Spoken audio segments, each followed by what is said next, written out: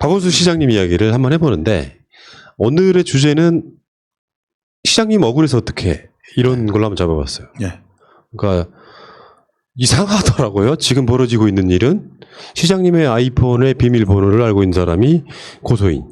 일단 그것부터 웃기고 그걸 가장 먼저 외부에 이렇게 터뜨린 사람이 고소인의 엄마. 그렇죠? 예. 이거를 엄마가 유출한 거야. 지금 니들 조선일보 이런데 이상한 프레임질하지 마. 처음에 목사가 유출한 게 아니라 엄마가 유출한 거야 목사한테. 그럼 어떻게 해야 돼? 이 상황은 지금 엄마를 고발해야 되잖아 지금.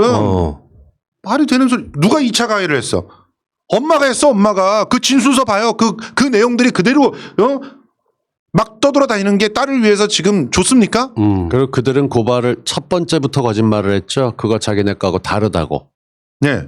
분명히 그런 적 없다고. 그러네. 그거부터 거짓말을 하기 시작했는데 지금 와서 하는 얘기가 제일 처음에 나왔을 때 뭐라고 얘기했냐. 박원순 시장보다 이게 어떻게 유출이 됐느냐라면서 청와대가 문건을 입수해서 뭐 했을 것이다 라는 식으로 나왔습니다. 예.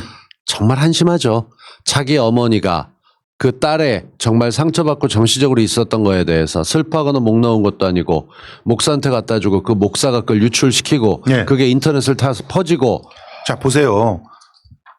저 기독교인이고 기독교인이시잖아요. 근데 어디 가서 목사님한테 기도 좀 해주세요 이럴 때 구체적인 피해 사항을 막 적어가지고 적어가지고 이렇게 이런 일을 당했습니다라고 주는 그런 어머니가 있어요? 우리 딸이 너무 상처받는데 얘기를 드리진 못하고 목사님 그럼요. 저하고 같이 우리 딸을 위해서 애가 평안할 수 있게 기도 좀 해주세요.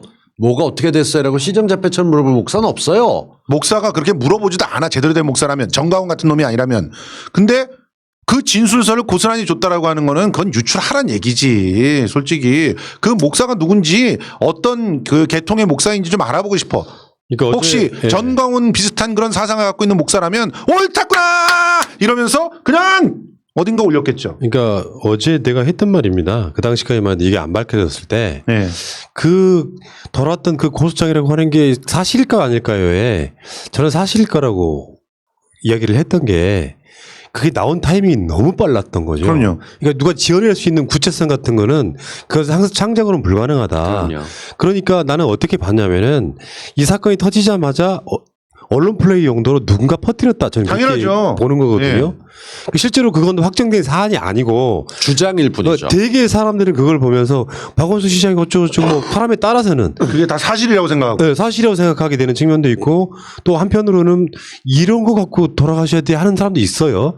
근데 이런 것들을 퍼뜨려서 그러니까 완전히 준비된 상태에 여론전을 준비해 놓고 아무 무방비 상태인 사람을 그냥 다구리 나서 죽인 거랑 다름없다. 난 이렇게 보는 겁니다. 예, 맞습니다. 그러니까 그게 두 번째 기자회견 하기 전에 저희 모두 다 공감하고 있는 게 서로 저희가 이런 쪽에 대해서 어떻게 얘기하자고 말을 맞추거나 할 이유도 없었던 게 예. 한 번도 그렇게 한 적도 없고 예. 성수형대로 방송했고 저는 저대로 했는데 푸나님도 마찬가지게 그냥 첫 번째 날 때 너무 많은 게 맞아 떨어진 거죠.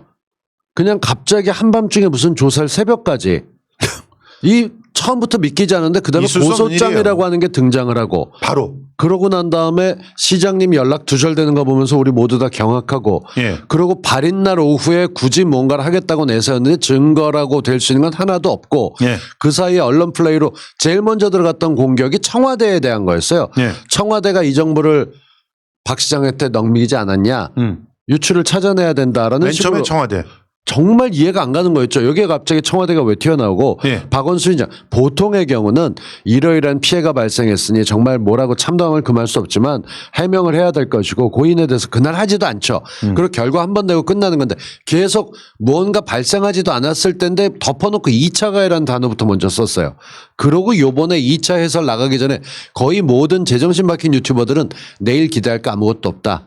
당연히 안 나올 것이고 거기에도 확신하는 게 이런 건 뭐 순차적으로 터트리는 게 아니에요. 있으면 보여주게 돼 있는 거니까. 한마디면은 상대방을 제압시킬 수 있는데 뭐하러 맞아가면서 하겠어요. 심지어 현장에서 지금 그런 성폭행 피해를 당한 사람을 열심히 지원하고 보호해주는 사람들 중에서도 그런 활동가 중에서도 고백이 나왔어요. 왜냐하면 저런 식으로 기자회견하는 거 아니다. 피해자들한테 2차 피해를 최소화시키기 위해서 기자회견을 한다면 한 방에 그것도 정말 그 어떻게 반론할 수 없는 그런 증거를 내세우면서 그럼요. 끝내야 된다. 그래야지 그 피해자한테 이상하게 그런 공격에 가는 것들을 조기에 차단할 수 있다. 김디모데 목사 같은 경우도 그렇게 얘기했어요. 김디모데 목사는 지금 그루밍으로 인해서 성폭행 피해를 당한 사람들을 케어하고 지원해주고 있는 목사예요. 그런데 그분도 그렇게 얘기했어요. 다 기본적으로 또 강남순 교수 같은 경우는 우리나라 페미니즘의 원조야. 그런데도 이런 식의 그 기자회견에 대해서 굉장히 부정적인 입장을 갖다 계속 고수했고. 그렇게 고소할 수밖에 없게 된 이유는 하는 과정에서 2차 가해라는 말을 스스로 꺼내긴 했지만 점점 더 2차 가해 좀 해봐 하는 식으로 부추기는 것처럼 보이는 말을 하면서 계속 더 피해자가 고소할 사람들이 늘어나고 있다는 식으로 암시합니다. 서울시에서 관련된 사람이 20여 명에게 얘기했는데 아무도 듣지 못했다.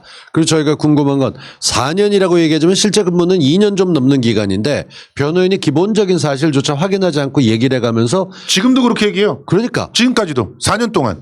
정말 이해가 안 가는 일들이 벌어지고 있는데 저희가 미투나 성희롱 성폭력 사건들에 대해서 처음 접한다면 놀라서 그러긴 모르겠지만 지금 벌써 한 4, 5년 정도에 익숙해졌단 말이에요.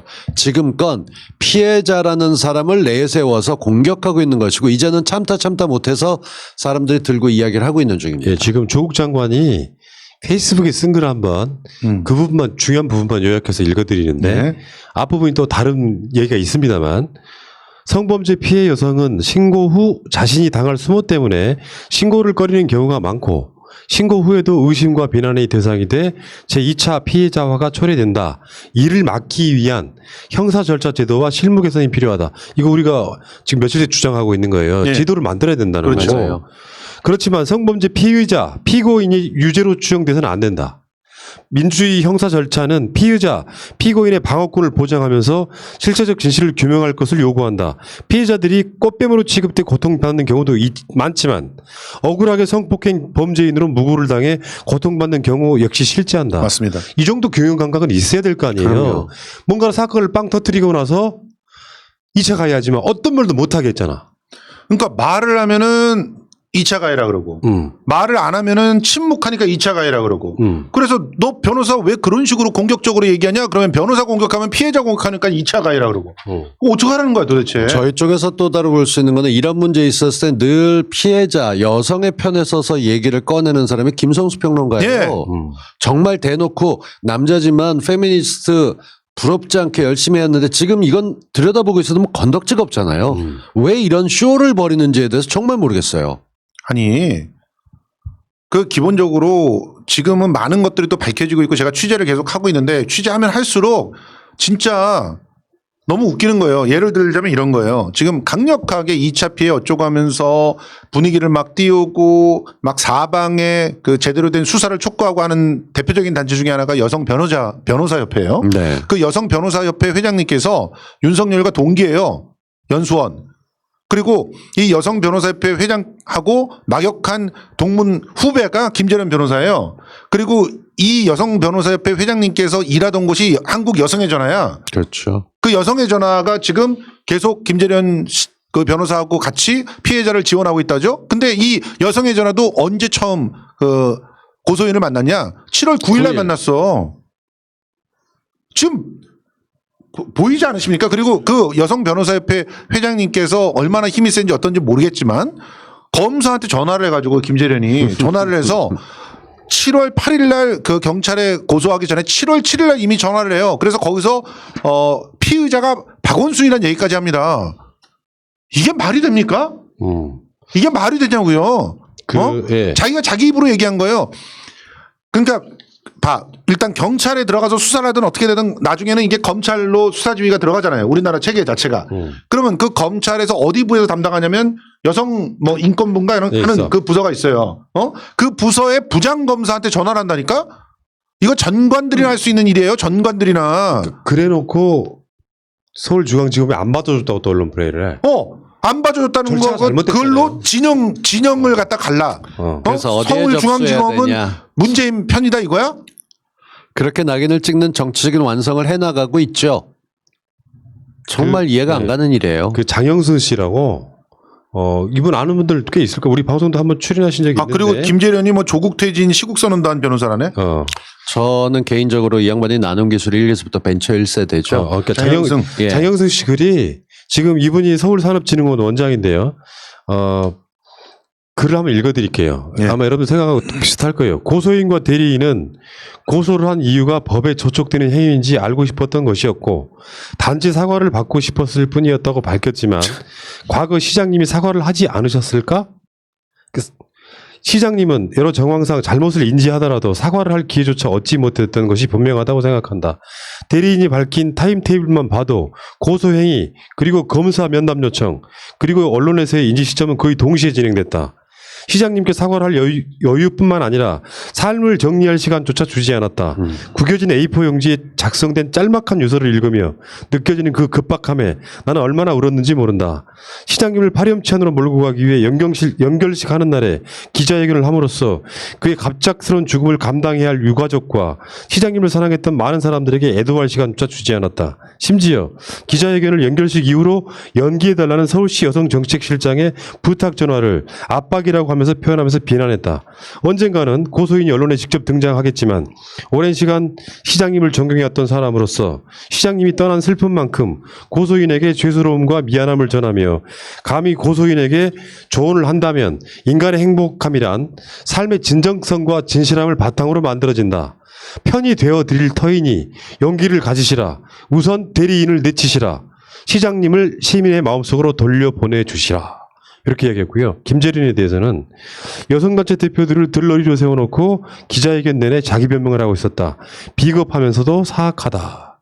그 최근에 들은 이야기 중에 이 여성에 대한 성인지 감수성에 대해서 네. 박원순 시장님이 이제 그게 좀 떨어지십니다라고 또 옆에서 그런 이야기를 들으면 진짜로 울었답니다. 물론 본인이 부족한 지점이 있었겠지만 예. 실제로 박원순 시장님이 이 고소를 당해야 될 만큼 그런 분이었다고 저는 아직도 믿지 않습니다. 그렇게 믿는 사람 없습니다. 네. 예. 그건 시장님을 곁에서 뵙거나 해왔던 궤적이 하루아침에 분칠해서 포장해서 예쁘게 만들어질 그런 인품이 아니었어요. 네. 원래 그렇게 살아오셨고 유머 감각이나 이런 것들 전부 표현하는 것들 통틀어서 누군가에게 그렇게 나갈 게 아닌데 지금 같은 경우는 고소인을 대리하고 있는 사람이 지가 주인공이 돼서 자기 판을 만들어 놓고 있고 누구도 말하지 마. 이건 내가 맞아. 그리고 자기가 무소불위 권력으로. 아니 좀 다르게 얘기하면 검찰 찾아가서 우리 거 빨리 해주고 처리 빨리 해주면 여기 하고 안 그러면 안 하고. 말이 됩니까 일반적으로. 법 위에 있는 거예요. 훨씬 지원자. 위에 계시죠. 그러면서 무슨 법치를 얘기하고 뭐 법적 절차를 얘기하고 그리고 말도 안 되는 주장들을 너무 많이 하니까 도대체 이 인간이 법을 아는 인간인가 변호사 맞는가 이런 생각을 하게 되는 게 대표적인 게 2차 기자회견에서 진짜 제가 제 귀를 의심했던 게 자 여기 이런 판례가 있다. 이 판례에 비추어 보면 박원순 시장은 유죄가 맞다. 그걸 누가 판단을 해요? 대한민국은 그렇게 네가 판단하면은 전부 네가 판사입니까? 판사도 그렇게 판단할 수가 없어요. 판사도 선입견을 갖고 재판장에 못 들어가. 그러면 그 판사가 아니라고 자기는 양쪽의 주장을 갖다 균형 있게 듣고 증거자를 다 검토하고 난 다음에 그다음에 판결을 내리는 거야. 근데 무슨 판례 하나 갖고 지가 판사가 돼가지고 그냥 빵빵빵 치고 나서 이렇게 유죄인 성범죄범을 갖다가 방조하고 있는 놈들은 방조범이라 이러면서 20명이 넘는 사람들을 갖다가 인신공격을 해? 그래서 여자 강용석이라는 별명이 붙었잖아요. 전 그게 넘어와서 딱 닿던 게 혼자 단정하고 혼자 맞다고 얘기하는데 지금 시간이 지나면 지날수록 사실은 피해자의 편이 더 늘어야 정상입니다. 네. 좀 다르게 얘기하면은 어떤 보도가 있어도 설마 시장님이 그 아픔을 함께했고 조문했던 분들 숫자가 많습니다. 이들이 줄어들어야 정상입니다. 왜냐하면 증거가 하나씩 밝혀지고 그래서 빼박으로 어쩔 수 없다. 시장님이 왜 그러시는지 알 수 없죠. 이렇게 넘어간다면 그게 순차적으로 맞을 겁니다. 근데 지금은 나오는 증거라고 했던 것들 중에서 저희가 일부러 안 받아들이겠다가 아니에요. 뭐가 예. 본 게 없어요. 예. 심지어 그 경찰이 이렇게 공문으로 이제 그 보도자를 돌린 게 있는데 거기에 무슨 내용이 나오냐면 그러니까 쉽게 말해서 그 증거가 없다는 거예요. 증거가 없다는 그런 뉘앙스의 언급들을 해요. 그러니까 자체 포렌식을 맞아요. 해가지고 그렇게 얘기했어. 뭔가를 준 거야. 줬는데 봤는데 증거가 아닌 거야. 이게 충분히 그 혐의를 입증할 만한 증거가 못 되니까 영장이 기각이 되는 거야. 영장 기각이 무슨 압력을 넣어서 그렇게 한 게 아니라 재판부에서 뭐라고 얘기하냐면 범죄 행위의 소명이 안 된다고 얘기를 하는 거야. 지금 얘기하면서 법적으로 텔레그램 비밀 대화방에서 뭔가 있었다. 공모와 관련돼서 특히 동선 관련된 것들은 비밀 대화방 쓰고 초기에 저희도 좀 불안하거나 지금 같지 않을 때 성수형은 저랑 텔레그램 비밀 대화방을 썼어요. 예. 근데 텔레그램 비밀 대화방이 불편한 게 PC로는 안 되고 누구 한 사람이 나가게 되면 그 방은 자동으로 없어집니다. 그리고 증거가 남지 않게끔 돼 있는 건데 저절로 말이 없어져요. 그 시간에 딱 보지 않으면 몇 초 맞아요. 말이 지나고 없어져. 사라지게 만들. 근데 그렇게 해서 용의주도하게 했거나 저는 이런 말씀 드리고 싶어요. 적어도 시장쯤 되는 사람을 성추행이나 성폭행이나 혹은 뭐 어떤 이유로 부르려면 무언가 다른 사람의 동조를 받을 수 있는 그림이라도 한 장은 준비를 해놓고 그 사람을 뭐라 해야 됩니다. 당연하죠. 이건 권력과 상관없이 어떤 데서든 피해자가 최소한 자기가 피해를 입었다는 걸 입증하는 최소한의 장치 무언가가 있어서 같이 더 파볼 수 있게 해야 되는데 그거 아무것도 없이 4년이라면 지금은 그동안 긴 시간 참았다는 동안 준비해 놓은 증거가 있어야 되잖아요. 당연하죠. 그러니까 여기 악용이 되면 말 한마디로 사람을 다 죽일 수 있어. 죽일 수 있다니까. 어. 오늘 오후에 나온 보도 중에 이런 게 있었어. 그러니까 서울시 뭐 비서실에 인사 담당자한테 그런 얘기를 했는데 쌩까였다 이렇게 얘기했는데 인사 담당자가 없어요. 인사 담당자가 없다고. 도대체 뭐 하자는 거예요? 그러니까 이게? 비서실 안에는 인사를 담당하는 사람이 없다. 공식적인 멘트로 나온 겁니다. 그러면 17명 중에서 인사 담당자가 포함되어 있는데 그 사람 누군지 이름을 얘기해 보세요. 누가 인사 담당자인지. 애둘러서 이렇게 저렇게 저는 이게 점점 오버랩되는 게 좀 제가 오버일지 모르겠어요. 김부선 아줌마가 자꾸 생각나요. 김부선 씨가 온갖 어디 가서 뭘 먹었고 어쨌고 예. 카드로 뭐 현금으로 장소 굉장히 자신 있게 그 녹취까지 나왔는데 우리가 시간이 지나고 난 다음에 지금 기억나는 건 아무것도 없어요. 근데 그 기간 동안의 모욕은 공인은 그럴 수 있다 쳐요. 지금 어떤 식으로든 뭔가 있었던 게 별건처럼 등장한 게 박원순 사건이라고 친다면 그걸 통해서 권력을 했고 막말로 지금 집권당의 시장을 날려버리자는 정권의 음모일 수도 있어요. 저쪽에서는. 근데 그렇죠. 그렇게 한다고 쳐도 이렇게 어수룩하게 서툴게 해가지고 결과가 어떻게 됐을지 모르지만 정말 화가 치밀어서 제가 웬만하면은 이런 쪽에 대해서 사실 한 이틀 지나면 털고 일어나죠 뭐 하는데 계속 풀리질 않아요. 자, 4월 달에 분명히 큰 사건이 있지 않았습니까? 그 사건의 당사자라고 이미 기사도 올라왔었어요. 그런데 그게 삭제됐어요. 그래요. 2차 피해를 막기 위해서 삭제했다고 쳐. 그런데 그 얘기를 계속 숨기는 이유가 뭐냐고요. 2차 피해를 막기 위해서 그런 거예요, 실제로? 그 UPI 뉴스 같은데 저도 아는데 언론의 속성상 2차 피해를 막기 위해서 기사를 삭제하는 짓 같은 건 안 합니다.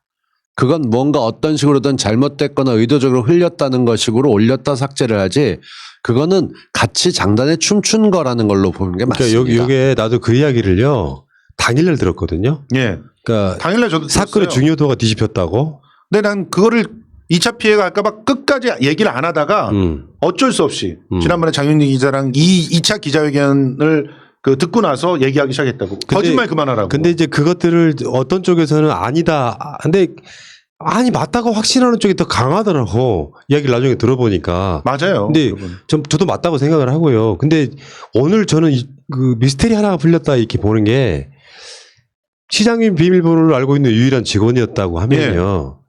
특별한 관계여서가 아니라 가장 믿는 직원이었던 거예요. 그럼요. 맞아요. 그 믿는 직원이 어떤 애우도 없이 평상시 조금이라도 불편한 걸 밝히는 게 아니라 뭔가 굉장히 뭐랄까 이렇게 신임했던 직원이 변호사가 동원되고 언론이 동원돼서 갑자기 완전히 바뀌는 상황이 된다면 견딜 수 있겠어요?